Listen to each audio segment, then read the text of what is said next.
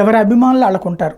ఇప్పుడు ఎవరి లెక్కలు వాళ్ళు అయిపోయినాయి. ఎవరి ఇష్టం వచ్చినటువంటి లెక్కలు వాళ్ళు చెప్పేస్తున్నారు. అందులో వీళ్ళకి ఆ పోస్ట్ వస్తుంది, వాళ్ళకి ఈ పోస్ట్ వస్తుంది. ఇవన్నీ మన కోరికలు, మన ఆశలు, లేదా మనం ప్రేమించే, మన అభిమానించే వాళ్ళు ఆ స్థాయిలో ఉండాలని కోరుకోవడం, లేదంటే వాళ్ళు అది ఆశిస్తుంటే వాళ్ళ తరపున ప్రచారం చేయడం జరుగుతుంటుంది. నాగబాబు గారు అయితే ఏది కోరుకోలేదు. ఆయన తిరుమల తిరుపతి దేవస్థానం చైర్మన్ అంటూ నిన్న ఫస్ట్ వాట్సాప్లో సర్క్యులేట్ అయింది.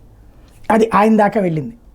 కరెక్ట్గా ఆ టైంకే పవన్ కళ్యాణ్ గారు చిరంజీవి గారి దగ్గరికి వెళ్ళి ఆశీస్సులు తీసుకోవడానికి వెళ్ళారు. అందుకని వెంటనే అక్కడ ఆ స్టేట్మెంట్ ఇచ్చారు, నేను అట్లాంటి పదవులు ఆశించట్లేదు, పార్టీ కోసం బాధ్యతగా పనిచేస్తాను.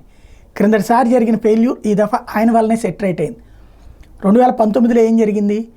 పవన్ కళ్యాణ్ గారు పోటీ చేస్తున్నారు, నాగబాబు గారు పోటీ చేస్తున్నారు. వాళ్ళ నియోజకవర్గాల పనులే సరిపోయింది. పవన్ కళ్యాణ్ మీద స్పెషల్ కేర్ తీసుకునేటటువంటి ఇది లేదు.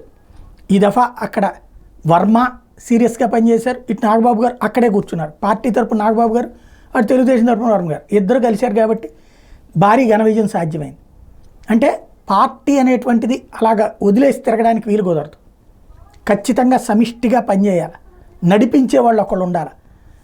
అధ్యక్షుడికి నమ్మకస్తుడై ఉండాలి. ఆ విషయంలో నాగబాబు గారు ఆ బాధ్యత తీసుకోవడం అంటే చాలాసార్లు ఆయన పేరు వాడా నేను, క్రైసిస్ మేనేజర్ అని, అదే పాత్ర పోషించబోతున్నారు.